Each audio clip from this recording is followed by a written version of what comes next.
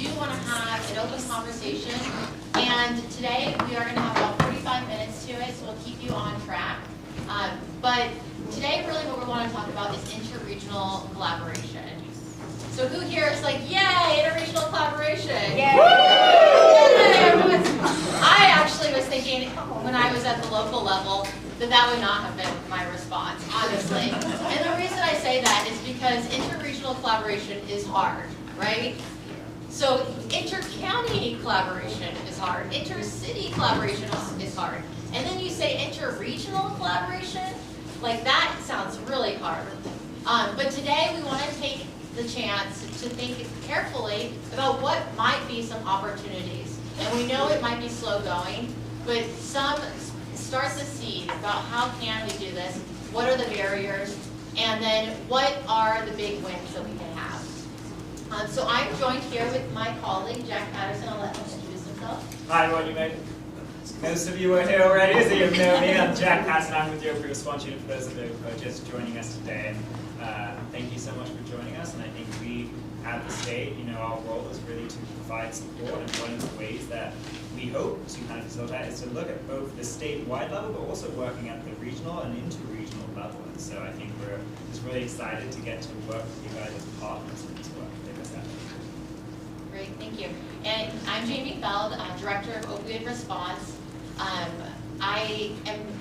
Some people are saying the new Heidi, but there is no new Heidi. Heidi is irreplaceable. I tried to stand in her high heels, but she told me she doesn't wear high heels either. So Heidi is one of a kind, and she cannot be replaced. But we do want to, I will be in her role as Director of Opioid Response, and I'm really looking forward to supporting you all in these efforts.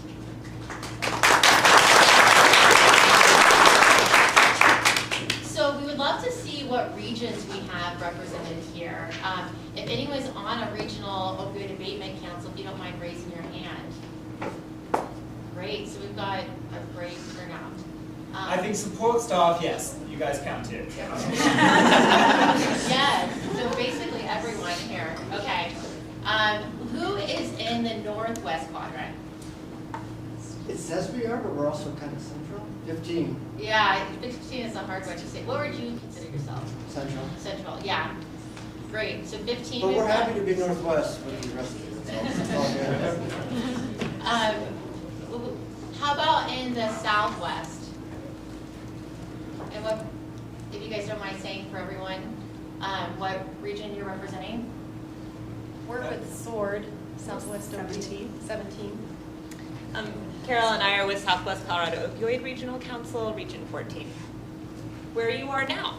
Exactly. So thank you again for hosting us. We really look forward to the food trucks. I think we might have Region 16 considered Southwest, which is Colorado Springs and Teller also. So in that instance, I'm here for that. Excellent. And then southeast, I mean? Is that 12, Douglas? 19. I think you could consider, yeah, Douglas. This is Southeast. So 12. Yeah. Region 12. Great. And then northeast. Absolutely. Yeah. Fighting northeast. We cover 10 counties, probably have the most square miles, probably the least population. Bless you. Yeah. But we have 10 counties that we get along very well. We set it up that way, or that was our goal. Due to the fact that with CCI, same 10 counties are in the Northeast District, so we all work well together. Figured that our cross-pollination is unmatchable. So we have so much in common. We have the same issues. Just unbelievable. It's actually remarkable too, is about how well you work together as a region for so many counties, and it's almost an example when we're doing this interregional collaboration.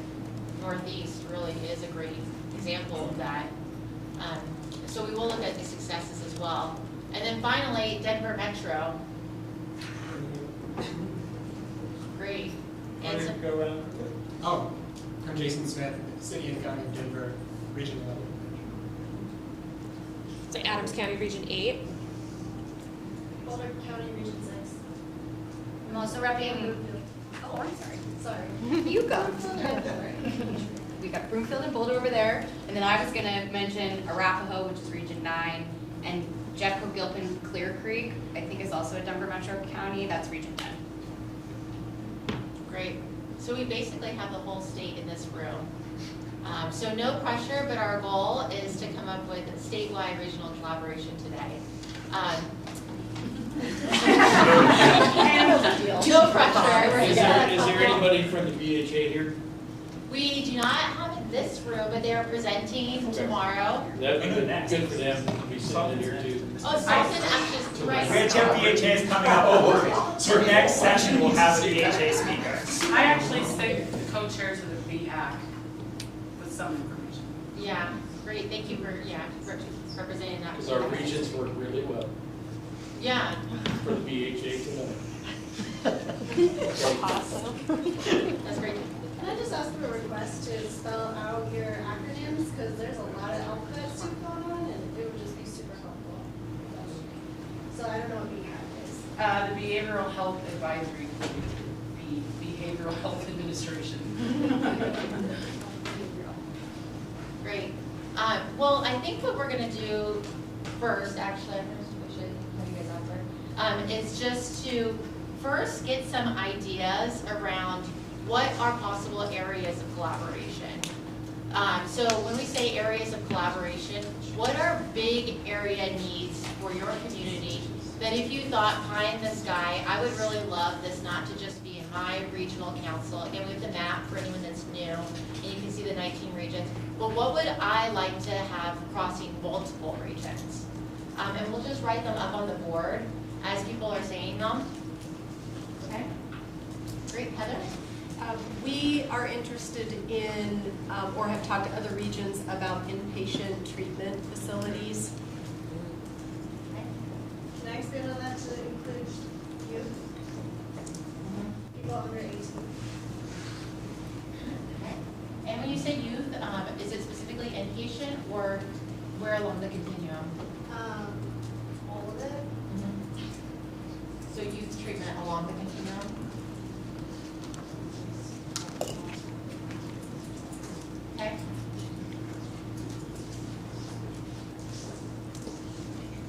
This could sort of fall under that umbrella, but big talking about withdrawal management, some type of detox facility. Would it be helpful to list like the regions that are talking about this so that we can get geographical in connecting dots? Yeah, we have that. I'll grab that.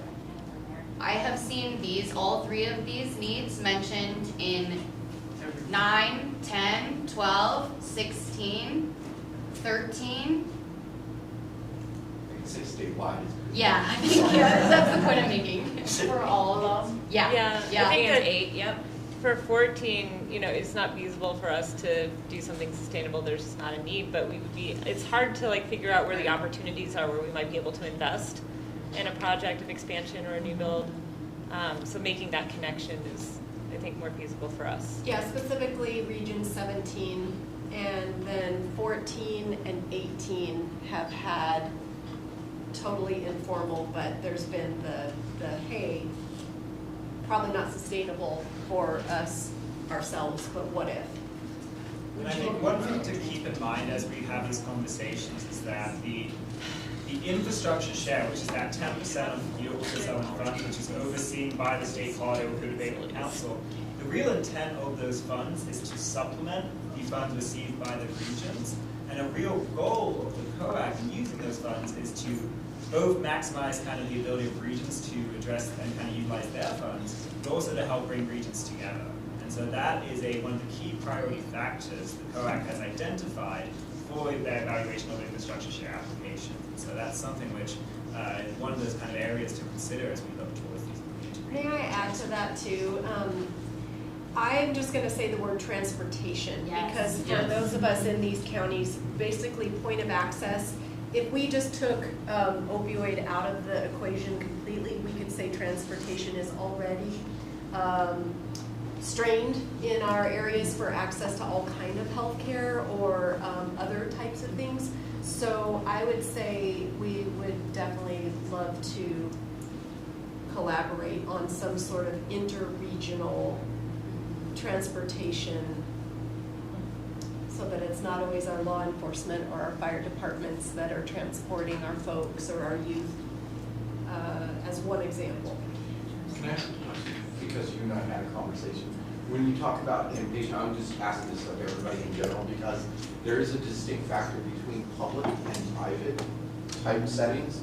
And this is where many barriers are found, is that there may be inpatient, but that inpatient isn't a, or it might be a private pay facility, and you can have tons of them.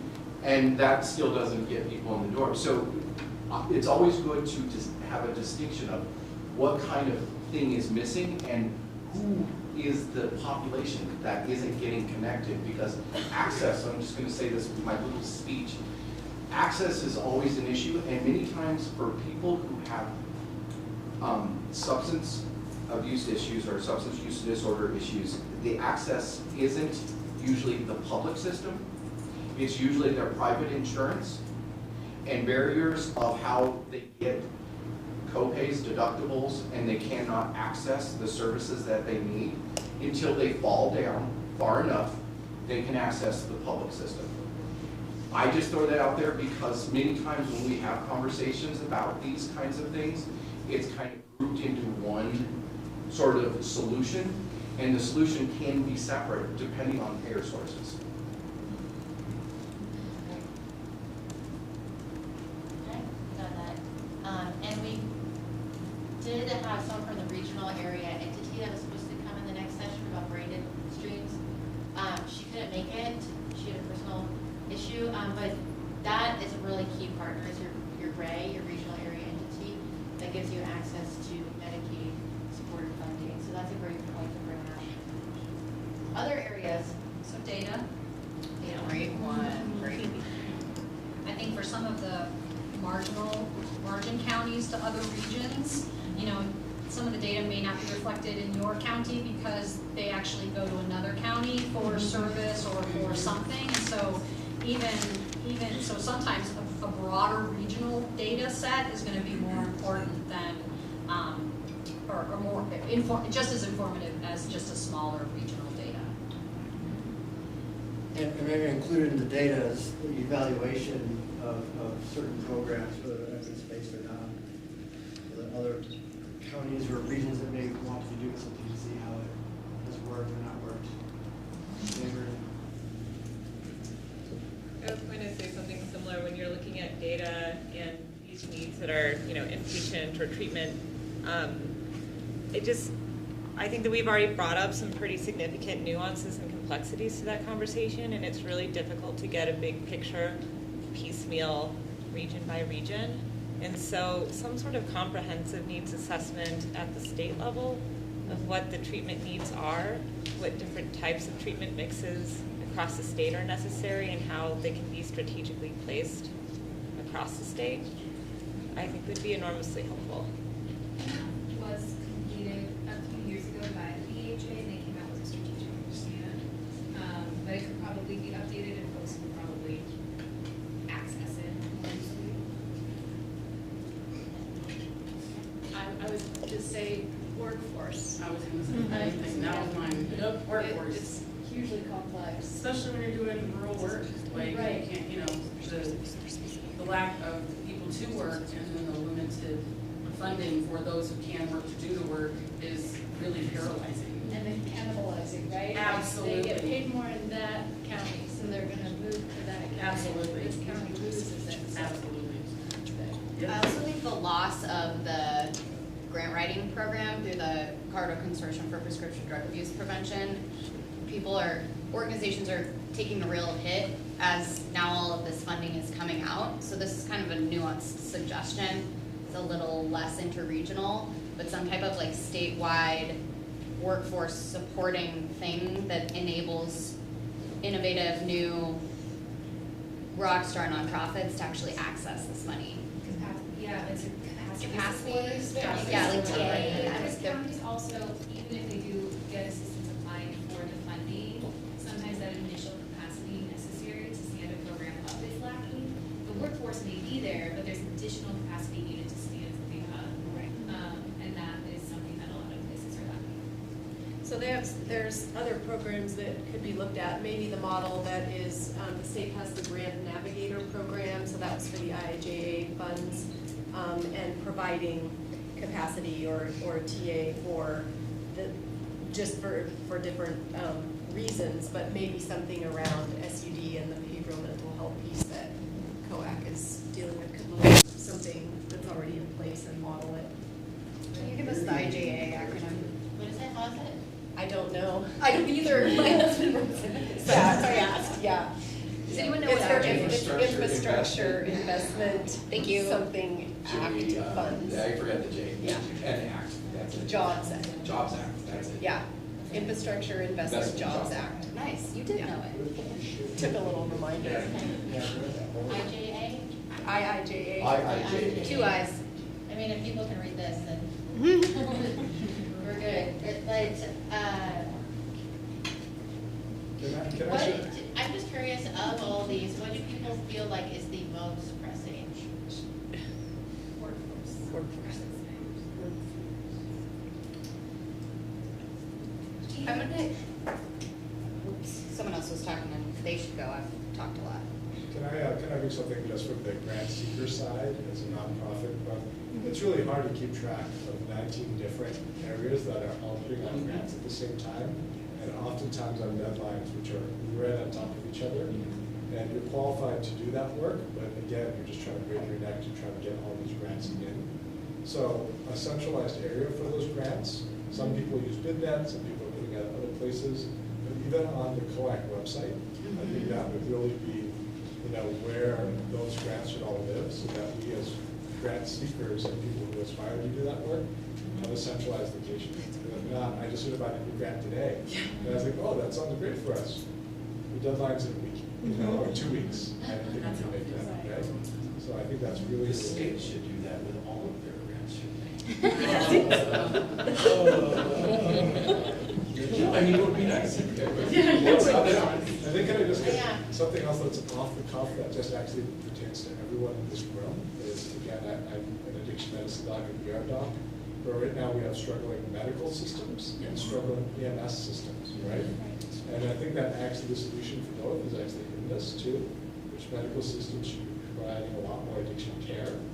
And with this funding, you can actually potentially solve issues of access for EMS services and hospital services, and also addiction services. So just another thought of how you might grade funding, especially in critical access communities.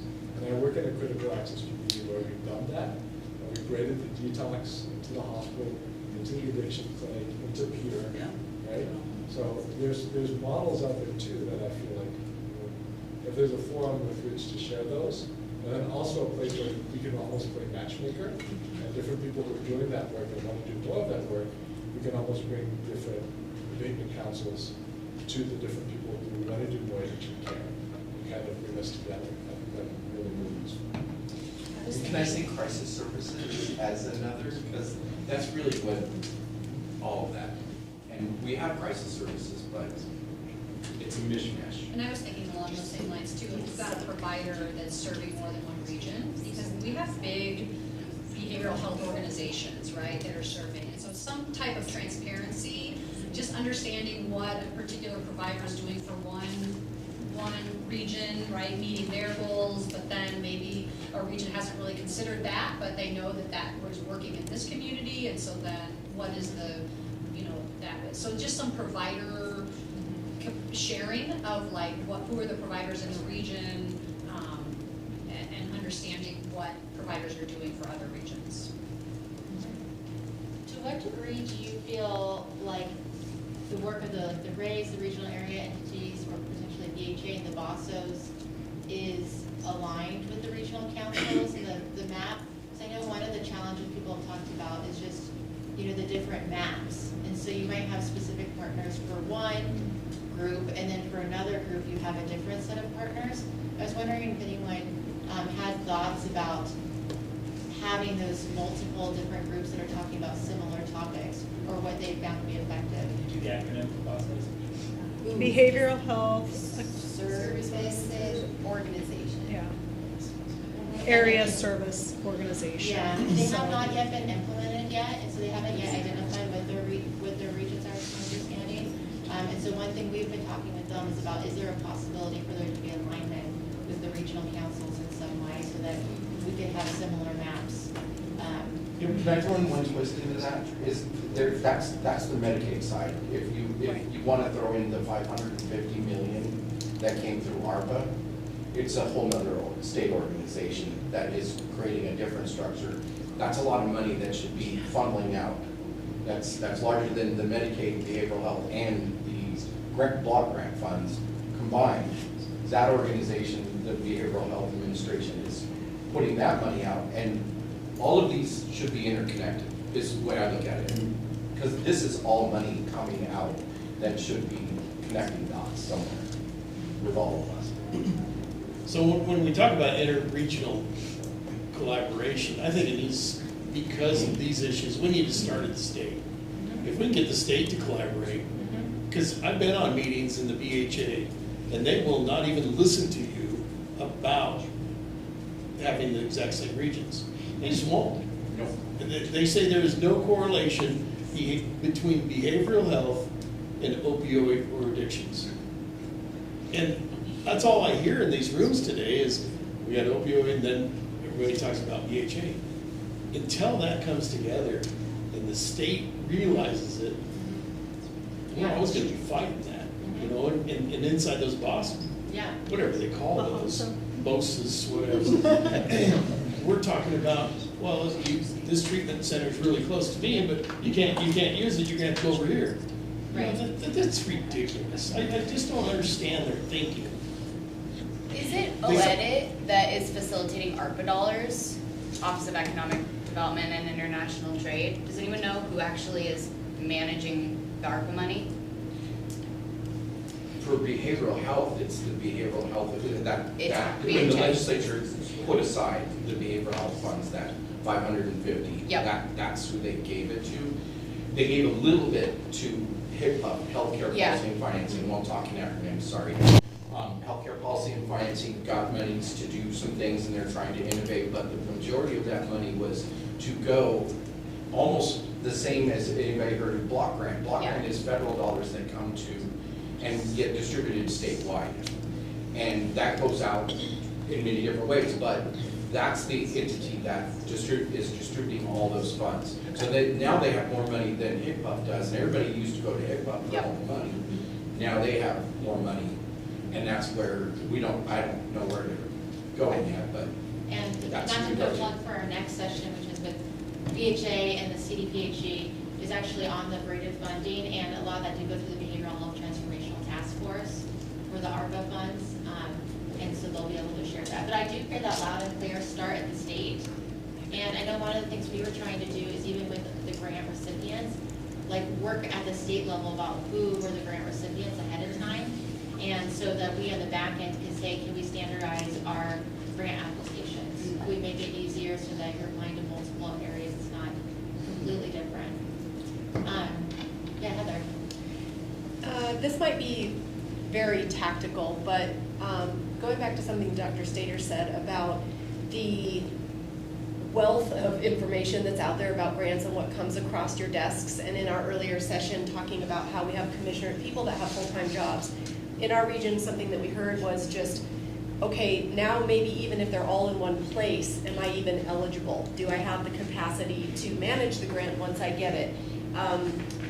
So I would, as an economic development planning entity, regions can reach out to your EcoDevo planning organizations, because oftentimes they will have grant writers on staff, or they might be able to help at least navigate the eligibility, the deadlines, and that could also be something that could be interregional. So we have a grant writer on staff, but she creates like a grants digest for our planning region every month that categorizes them, puts kind of highlights important information, talks a little bit about eligibility. It's nothing fancy, but it also helps busy people say, should I even look at this? Should I read through it? And that could be a resource that could be shared interregionally especially for neighboring regions that may have similar demographics, population size, and even eligibility criteria for that funding? Yeah, I think we have heard, and we've kind of been chatting, I think, similar to that kind of grant awareness and that tracking, I think one of the real opportunities with these funds is that as they are flexible and they can be used for kind of regional planning and the cost related, I think some of our regions are looking at how to use these funds potentially to facilitate some of that additional grant kind of rate to additionally to fund the ability to pursue those other funding streams and to be able to incorporate to use these opioid settlement funds as that kind of gap funding to help ensure that entities and regions have the capacity to apply for those funds. And I think we have heard requests and kind of an interest from regions that for us to be able to kind of provide more information at the state level in terms of when are regions meeting, who's on that council. We have kind of the distribution of who I think we've heard there's interest in doing more, and so we'd love to kind of continue those conversations and say what is the appropriate information that we can kind of house at the state level, and also more important is how do we on an ongoing basis maintain that information. And I think that's the real challenge in some ways, is we don't want to create additional administrative burdens on our regions. How do we find that right balance that meets that need of the community members and the regions at large, but also doesn't create some of these administrative burdens which are already kind of struggling with that existing burden as it is. I'm curious about when you're saying identifying major needs between regions. So I definitely agree with workforce, but I'm wondering about access in a broader sense, where it can encompass both the payer system, transportation, and under transportation I would actually include like mobile response units or mobile whatever. And then also some of those ancillary supports like childcare, so people can actually go to there. So for me, I'm almost wondering if access is a larger term under which some of these would fall, and then workforce, of course, would be kind of a high priority. And because if you also look at access and you talk about that payer system, then you can think about HIPAA, sorry about the acronyms, and also some of our Medicaid waiver systems. There's a lot of cool stuff happening in other states that are really looking at how to enhance funds and support for providers in rural areas through some really cool things. So that's kind of where my mind is, and I'm wondering how that falls for other people. And I guess for you all, one challenge is if there is an interest in an interregional application for the next share of infrastructure, round 3, or the next year. So the infrastructure share, as Jack mentioned, is specifically intended for interregional collaboration, so multiple regional councils working together. And so far for the first 2 rounds, we haven't received any applications that specifically were the regional councils coming together and saying we want to go into a project together. So one interest is through, and the AG has specifically said this is a goal, is having at least a couple, I say even if we get 1 or 2 in the next round of infrastructure share, where there's an application for multiple regions coming together for one of these items, whichever ones you identify, but that actually makes you one of the strongest applications for infrastructure. You go. So just hearing kind of the grant capacity has come up, or grant writing and capacity has come up multiple times. Could, for example, and I know it's come up in several of the Northwest regions that I support, could, like Region 1 and Region 5 and Region, I don't know, let's just say 13, 14, 17, to go right down that whole western slope, could they come together, apply for an infrastructure grant that would fund a grant writer that does what you're saying that the EcoDevo thing does, that provides all of the different grants, all the information, and then would help to write those grants for organizations within those regions to get the money that you were talking about, Rhiannon, to be able to access all of these statewide or regional grants. That's something that multiple regions could come together and fund that position. Yeah. Across counties or regions. That actually speaks exactly to what I was about to talk, why I was raising my hand, and I think that operating in multiple different regions, if there's one thing that I see as like a pattern, it's that this ask of these councils is already so much for folks. Capacity, people are overwhelmed. And so when I think about your incredible suggestion of like kind of widening the net, the like logical facilitator person in me just like kind of has a panic attack because there's already so many moving parts and we're still kind of like getting our feet underneath us and trying to pick up momentum and keep along the councils in the first place. I think folks have been afraid and hesitant to really tackle big bites of this problem until we figure out kind of what we're doing. And I could see the opioid response team as really, and like external relations folks at the consortium serving as like support partners to help make this happen, because I think councils are just overwhelmed. And Lindsay's suggestion about getting a grant writer to really be able to help the facilitators or the chairs who are already overburdened and trying to make big things happen, make those big things happen would go really far. That's great. Yeah, I think for the purpose of today's conversation is really just to plant the seed. And so to plant the seed that as you're thinking through your regional plans, that others might be thinking about similar items, and that there's a lot of interest by the Colorado Opioid Abatement Council, the COAC, by the Attorney General to support these interregional collaborations. And so for us to hear what the barriers are, so that we are at least not one more impediment for that. And then two, if there's ways to move it forward even more. So I would put out there as a challenge to you all, if you wanted to do, like I would say, if we could get one infrastructure application with multiple regions, but understand the barriers, and then maybe it won't happen this session, but maybe in the next 2 years or the next 3 years, and to start that groundwork now. I did want to turn to just allow the Colorado Consortium for Prescription Drug Abuse Prevention External Relations folks to introduce themselves. Rhiannon just did a great plug for that. These are folks that do provide technical assistance throughout the state, and they are based in their local communities. And so they can help you walk through some of those questions and help you with some of that capacity building for the conversations, because they're in all the regional councils. And then they also have a great deal of subject matter expertise. So I'll turn it over to Lindsay to share a little bit about more of them, and if you all want to introduce yourselves. Sure. My name is Lindsay Simbay. I work in the northwest corner.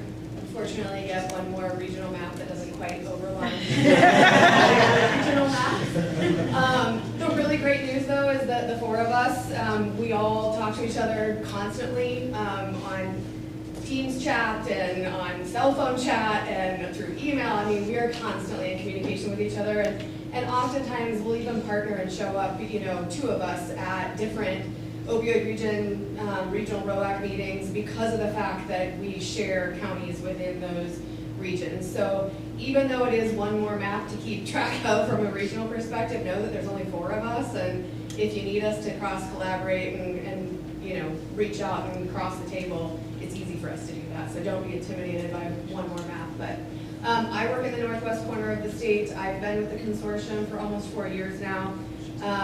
Prior to that, I worked in a youth substance prevention organization for 3 counties up in the northwest corner as well.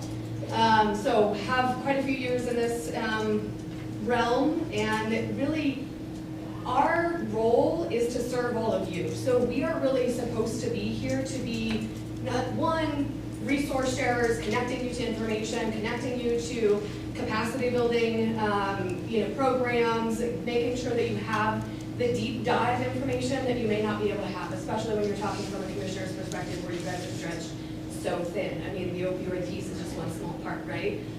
So tap into us to be able to have that, deep dive. When I worked in prevention, it was great to tap into the consortium because I had to do prevention across all substances, not just opioids. So that's really what our role is to be a resource to all of you, and additionally to advocate for all of you. So when you are having challenges, when you are having issues, when you are shining and doing amazing things in your communities, that's when we step in, and that's when it's our role to raise those raise that awareness at the state level. We communicate very often with the BHA, with CDPHE, with the AG's office, with the governor's office, and with the legislature. So there is oftentimes that we can really help to advocate for your needs and advocate for what you're doing in your communities. And with that, I'll let the rest of my team introduce themselves. There. I am Eric Parker. I've been with the consortium just since April, based in Lake City, so covering the Southwest. Regions 14, 15, 17, and 8 are what I'm covering.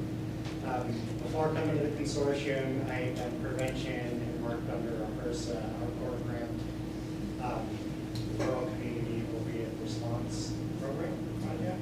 I'm trying to remember that acronym. It's been a while. So I've been in the edges of this type of work for a while, mostly in the Gunnison Crested Butte area. I'm really excited to be able to spread that and to be that bridge between other communities who don't necessarily have the time and bandwidth. That's part of what I see my role is helping take all of those things we haven't met yet. I'll meet you, and I've got business cards and as well. Hey everybody, I'm Jennifer McInder and I work in the northeast area, that, I don't know, huge color there. Really ugly colors we chose for our map. I love my region because I do a lot of metro work, but I also have Region 4, so I love this rural area as well. And I feel like the way the consortium has kind of figured out their mapping is we each kind of dabble not only in metro but also in rural areas. So as Lindsay said, we're able to come back to each other and talk about the experiences that we are seeing in a rural community and be able to connect to other regions and bring that in. Like Rhiannon came to a Region 4 meeting to talk about transportation that was going on in the Northwest area. So that is really one of our priorities is to be support also to the facilitators of these ROACs to say, you know, how can we help build up what you're working on and dig deeper between meetings. And we don't only assist the regional councils, we also do a lot of one-on-one work. So, I mean, this role's been around for quite some time before regional councils and settlement money came in. And at that time, we were really those grassroots, boots on the ground people. So we still have that as a part of our work as well as helping to support the ROACs. So, thanks for your time. I think they covered all the high points, so I'll be really fast. My name is Kristen Carpenter. I live down in Otero, that's La Junta. I serve, 12, 16, part of 4, 19, and then Pueblo to City of Pueblo. So, yeah, I found that a lot of the barrier in the ROACs I've been able to work with is, you know, community leaders have to front load a lot of information, especially as it relates to substance use, and substance use is not a tiny topic. So we do a lot, especially around harm reduction, for the more southern counties. They really needed some hand-holding and some one-on-one conversations to just learn more about it, and everybody's been so receptive and they want to learn more about it. But on top of the other 9,000 responsibilities that community leaders have, asking them to please, could you just in the evening sit down and learn all about substance use? That would be great. It's a big ask. And so tap into all of us because that's what we do all day is we talk about substance use. So happy to be here. And yeah, that's it for me. So just to give you guys a little bit of background, the rest of our team actually, so we sit and live in the communities that we serve. The rest of our team actually sits down on the Front Range. They're part of the CU School of Medicine in the School of Pharmacy on the Anschutz campus. And these are the different work groups that they facilitate at a statewide level. And so we are in all of these work group meetings. We are learning the best practices, the resources that are available from each of these various work groups that address different aspects of the opioid crisis.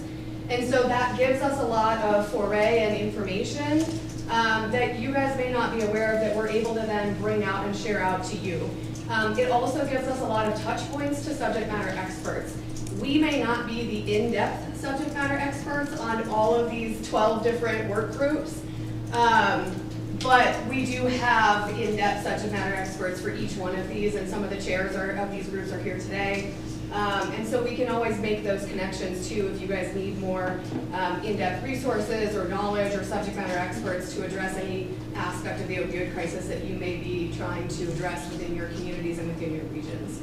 And then you can see, like I said before, where our connections are to a certain extent at the state. What's missing from there are some of the other statewide agencies like the BHA, CDPG, even the A's, we are connected in with those guys as well and have constant communication with them as well. So it gives you an idea of how you can maybe leverage us as resources to help support all of you. And that's it for me. Jamie, can I ask, how long has this been in place? The consortium? The Colorado Consortium was developed in 2013. It was actually something that came out of the Attorney General's Office Substance Trend and Response Task Force. Originally, it was just our boss, Rob Ballack, and his assistant, and now we have a staff of, are we 12 now? Around that. So it's grown over the years, but it has existed since 2013. Okay. So what is the relationship, and how long has that relationship been with the COAC? Let me ask it that way. Because I'm gonna probably embarrass the hell out of myself right now. You know, Jennifer has said it in a lot of our meetings, and I did not realize this right here. I didn't. You know, she would always come to us with information, and I'm going, oh, she is. I'll be honest, she's a great citizen to bring all this to us. And so now it's kind of coming together. And I'm going, okay, this is nice. But if I would have known a lot of, I guess maybe I didn't pay attention, maybe I was doing something else. This is kind of huge. This is I'll be able to ask some more questions. You thought I was just annoying as crap. Giving us great information, and I'm thinking, well, it's great, so. Yeah. I hate that I missed it. Yep.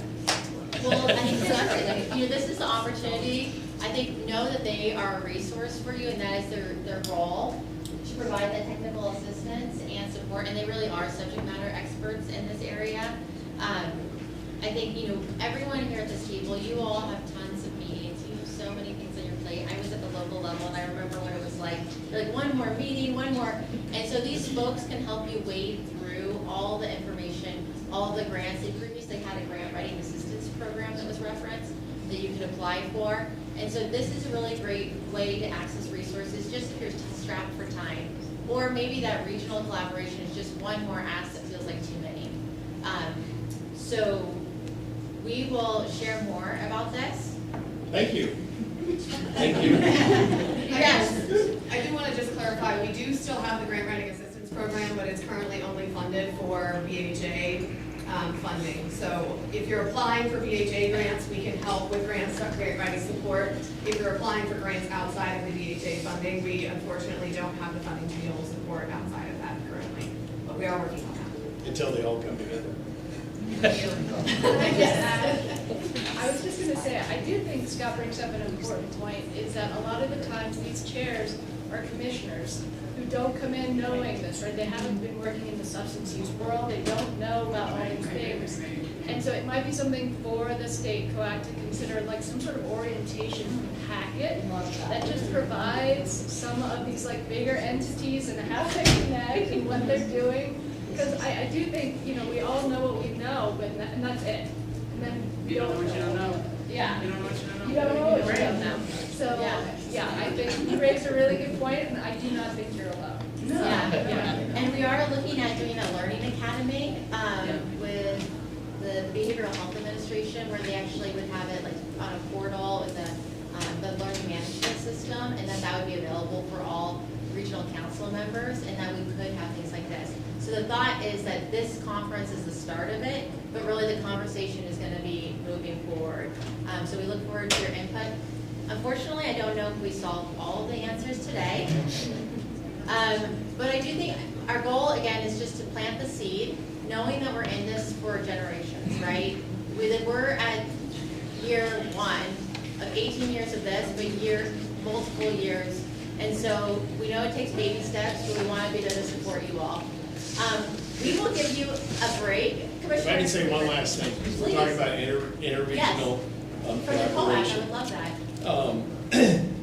I didn't realize until 15, 20, 30 minutes ago that we had a treatment facility inside our region. Those are things we should know. But, that said, as a commissioner, and I think I used the phrase today, as commissioners, we don't deal with anything until it hits us in the face. Once it hits us in the face, then we deal with it. But this has never hit us in the face. So now that we're researching it, but it's kind of cool. I found out today, through this, we've got a treatment center. So now we can move forward with some health there. And so collaboration, this is helping me collaborate. Can we have a round of applause for Commissioner Weaver too?